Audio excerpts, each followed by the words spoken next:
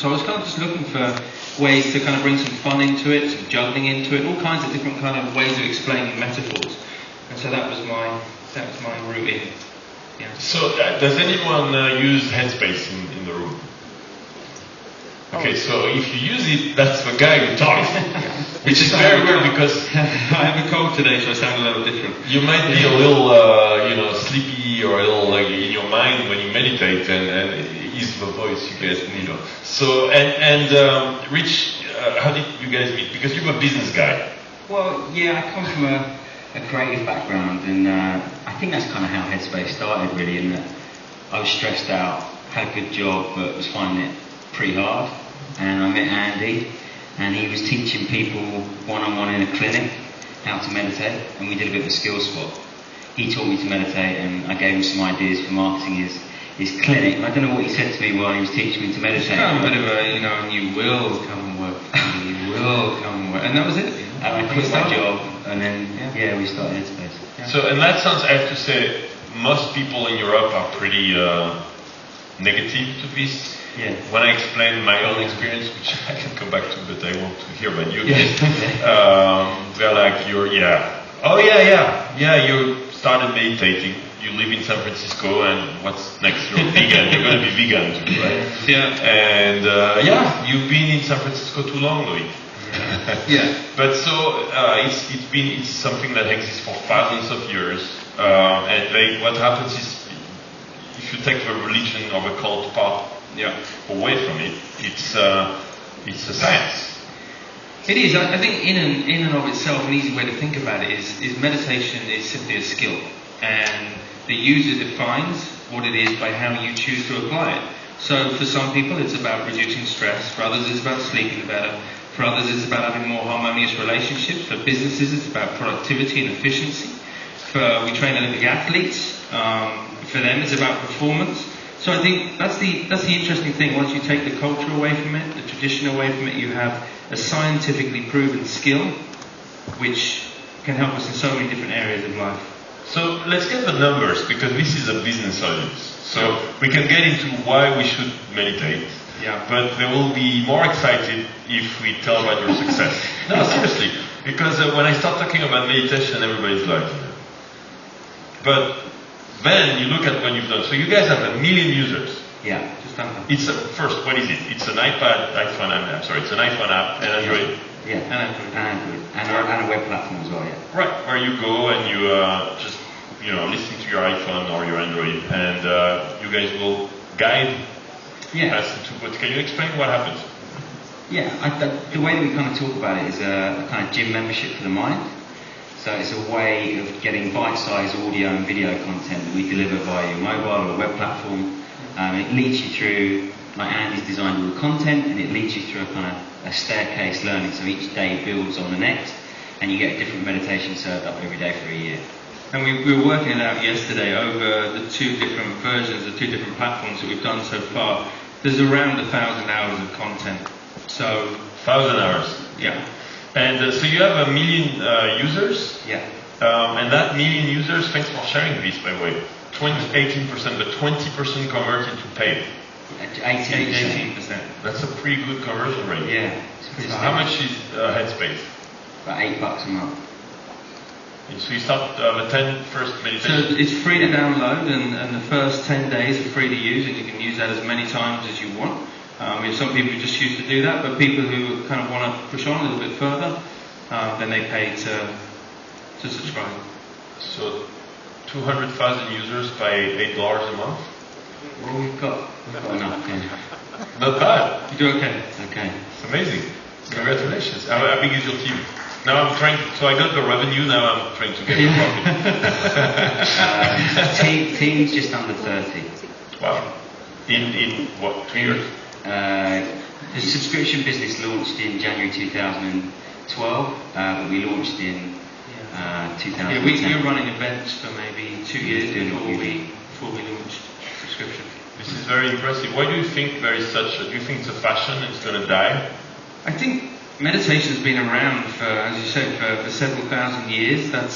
I look at that as R&D. Like, that's a lot of time to refine and develop the techniques and the exercises. I think it's always evolved, and this is just a natural evolution of meditation. In the past, people would have gone to a particular place to learn it. Now they don't go to that place, so we serve up people where they are, and we allow them to use it how they want to use it and where they want to use it, and that means on their phone. I think that the science in particular is interesting in the last 10, 15 years. The introduction of functional MRI imaging, that's allowed scientists, neuroscientists, to see what's happening kind of before, during, and after meditation, and they find, that the parts of the brain associated with happiness and well-being, those are actually thicker and stronger in people who meditate. So, I think as that science gets stronger, in the same way that health and fitness has evolved, I think mind fitness or mind health will evolve in the same way. So did you want to show a video, and then do you want to do a guided meditation on stage? Well, I thought if you're all up for it, we'd kind of maybe just do a short 10-minute exercise, just to show you kind of that it's... 10 minutes? 10 minutes. Well, 5-10 minutes. Wow. We'll see how we go. They're going to throw things at us. This is actually the worst possible time of day to do it, right after lunch. If you fall asleep, don't worry, it's normal, and I'll talk you through the exercise, and you can nudge the person next to you if they're still sleeping afterwards. But you have a video, right, first? Yeah, just going to show you a really short animation. So for us at Headspace, kind of bringing a creative, fun, exciting kind of approach to meditation is really important. Something that Rich has kind of worked very hard on. So we use a lot of illustration, animation. We have our own in-house team. And just to kind of set up one of the principles, one of the misconceptions maybe about meditation, I'm just going to show you this short animation to begin. Take a moment to imagine a bright blue sky stretching off into the distance. Feels pretty good, right? This is a perfect metaphor for the mind. A blank canvas on which thoughts, feelings and experiences appear. Okay, so maybe there are just a few clouds. They tend not to bother us or distract us too much, especially if they're the cute little fluffy variety. This is how the mind appears when it's calm, bright, serene and happy. But life isn't always easy. Sometimes there are a lot more clouds in the sky. Sometimes it might be the dark and stormy variety. Occasionally you might even begin to wonder if a hurricane is on the way. It gets to the point that it's hard to think of anything else. In fact, sometimes we get so obsessed by the clouds that we forget about the blue sky altogether. But it's still there. Every time you're in a plane and you fly through the clouds, there it is, right? Without fail, blue sky. It's easy to forget that what we're looking for is already here. And that's why we need reminding. So that's one of... Thank you very much. I think that is one of the biggest misconceptions, that we have to kind of try through control or will to stop the thoughts, to stop the mind. But if you could do that, you would have already done it a long time ago, and you wouldn't need to learn meditation. So it's understanding at the very beginning that we're not trying to force the mind to do anything. That underlying sense of calm, contentment, clarity is already there. What we need to do is get comfortable with the thoughts that are passing by, and when we do that, they naturally slow down, and that blue sky, that space of calm and contentment, that becomes more apparent. So, as I say, we're going to do a short, maybe we'll make it a 5-minute exercise. What I'd like you to do, I don't know if we can have the lights down just slightly for this. I don't want you to sit in any special way, but it's helpful if, just to begin, if you can sit with your arms and your legs uncrossed, and sitting reasonably upright on the chair. Obviously, the more slouched you are, the more likely you are to go to sleep. And it's good if we can kind of have a nice balance of focus and relaxation, not too much relaxation, not too much focus. Okay. So the first thing I'd like you to do is, are you okay, look, if I stand up? Please, right. Yeah. Okay, so the first thing I'd like you to do is just to look directly ahead of you. Okay, no matter what that is, it might be the person's head directly in front of you, it could be the screen at the front, the stage, doesn't matter. And I'd just like you to look with a very sort of soft gaze. So you not only see what's directly in front of you, but you also take in your peripheral vision. You can see the person either side, and even above and below. And just maintaining that very soft gaze. Just take a couple of nice big deep breaths for me. Breathing in through the nose and out through the mouth. No matter how silly it feels, I'd like you to do just these first 2 or 3 breaths loud enough so that the person next to you can hear you breathe out. So breathing in through the nose as you breathe in, just focusing on the sensation of the chest expanding, the lungs filling with air. And as you breathe out, just feeling the body soften a little bit. And with the very next out breath, I'd just like you to gently close your eyes. Now, as soon as you close your eyes, you're immediately going to become more aware of your other senses. I'd like you to start off by just noticing the sensation of touch. So, not thinking about it, but just becoming aware of the sensation of the body against the chair beneath you. The sensation of the feet on the floor, and of the hands and the arms just resting on the legs. So just bringing the mind into the body. I'd like you to notice any sounds as well. So it's really tempting to think that the sounds and noises will get in the way of a quiet mind. But I'd like you to actually use the sounds. Take 10 seconds or so just to notice all the different sounds around you.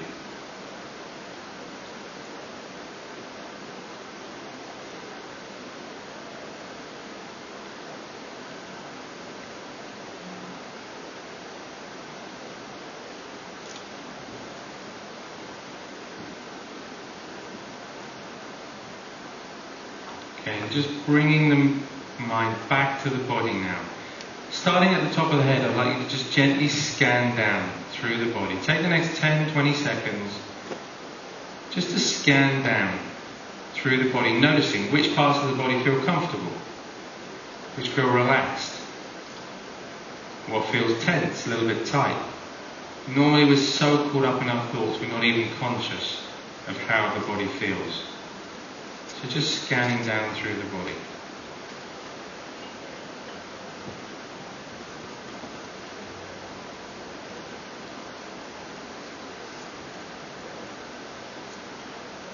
Again, perfectly normal for thoughts to arise. Don't worry if they do. It's usual to get distracted. Each time you realise the mind's wandered off, just gently bringing the attention back again as you scan down towards the toes.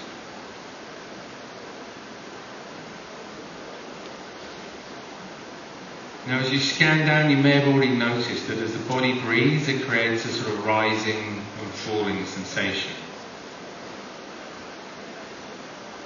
You might feel it around your stomach, the diaphragm, the chest.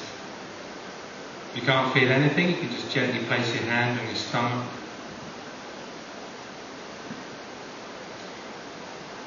But just notice, for just a few breaths, are the breaths long or short, deep or shallow? You don't need to do anything special with the breath, you're just aware of that feeling, that sensation, that movement.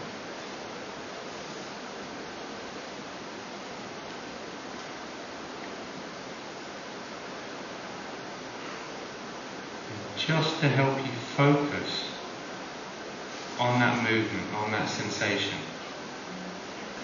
just slightly count the breaths as they pass. So as you feel the rising sensation, just quietly to yourself, you count 1, falling sensation 2, then 3, and 4, just up to a count of 10. When you get to 10, you can stop and start again at 1. So just following the breath, just counting the breaths as they pass.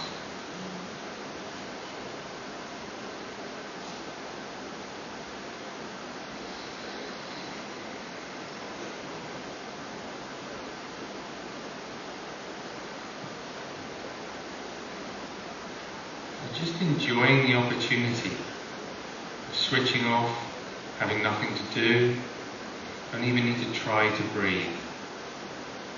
Just watching the breath, allowing the mind to rest.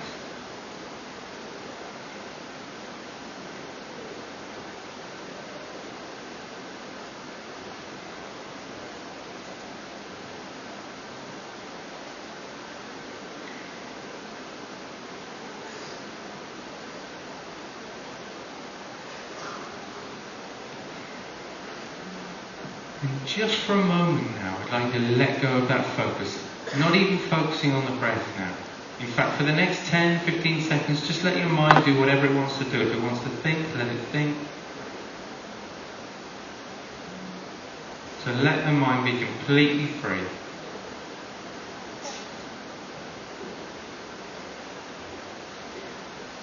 So allowing thoughts to come and go.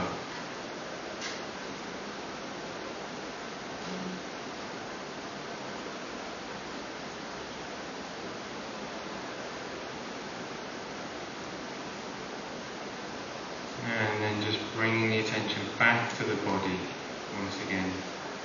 Back to the sounds around you in the room. Back to that feeling of the body on the chair, the feet on the floor, the hands and the arms on the legs. And in your own time, when you're ready, you can just gently open the eyes again. And if we could get the lights up just a little bit, very slowly, just so we wake up anyone who has fallen asleep, that would be great.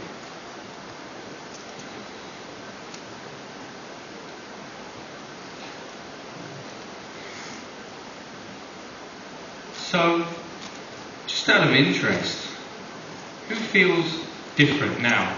Better or worse? I'm interested in both. But different than you did 10 minutes ago.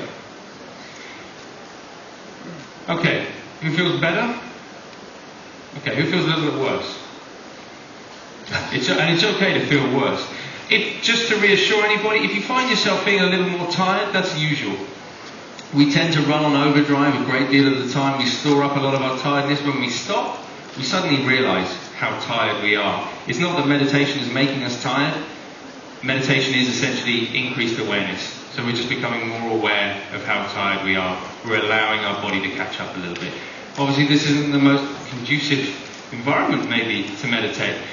But I'd really recommend, if you want to download the app, try 10 days for yourself. Even if it's something you've never kind of thought of before, but maybe something you might benefit from. Just try it as an experiment. 10 minutes a day for 10 days and see if it makes a difference for you. Thank you so much. Pleasure. Stay with us for a few seconds. I cannot not say how much it did for me. I've been doing this for 6 months every single day. And I know it sounds weird, but completely created a space for me that I can get back to at any point. I used the app at the beginning, now I do it on my own. Yeah. But I get why people would continue. You have businesses by way of using the app, right? Yeah. How does this work? It's volume subscription into large corporations at a kind of discount. We also create bespoke content based on kind of HR needs. So mindful use of technology, how to improve focus, how to improve creativity, all that kind of stuff. So yeah, we work in that way. But so the challenge is that I wanted to share with you that first is to give up. It's useless. That's the very first feeling, and you're wasting your time. And honestly, after a few weeks, that's the first challenge. You're not wasting your time. You can feel this. You're just quiet, and it's like a crazy monkey going on in your brain, right? Yeah. And the monkey gets like quieter and quieter. But the problem is, the first month it does nothing. Basically, that's what it did to me. Okay. Nothing, not much. I think it's interesting. For us, the feedback that we get is that it's really different for everybody. Yeah. We have some people who do it on day one and they write in and say it's changed my life. I would say that's pretty extreme after a day. But there seems to be a moment where the penny drops. It's normally somewhere within take 10. At least that's the conversion rate suggests that. But for some people it can be a couple of weeks down the line. But it's like going to the gym. You go once or twice, and then you don't do any more, it's not going to make any difference. You start going on a regular basis, and you really start to see the benefits. Absolutely. So I really recommend you using Headspace if you're interested. There is a book also by Mathieu Ricard, the French monk who translated the Dalai Lama. Yeah, that's right. It's Why Meditate. It's in French and English. Very, very great book. And it's getting everywhere in business in Silicon Valley. That's what makes it feel like it's a fashion, because there are meditation sessions at Evan Williams' company in the morning. There are meditation sessions with the whole office in some businesses. And there is a whole conference by my friend Soren Gondhammer, who is Wisdom 2.0. Yeah. And it's all about tech and mindfulness. So, and meditation is just one aspect of it. So I think it's big, and we're going to keep having sessions like this at leweb. I hope you enjoy it. It's different, at least. I'm all mellow now. Well, thank you so much, guys. And you'll be around if I want to meet you, meditate with you. Next year we should do a meditation room at leweb. I think that's a plan. How do we contact you? Oh yeah, there should be some details coming up there. But if you, the best place to reach us is headspace.com. But there we are on Twitter as well. Thank you very much. Thanks. Thank you.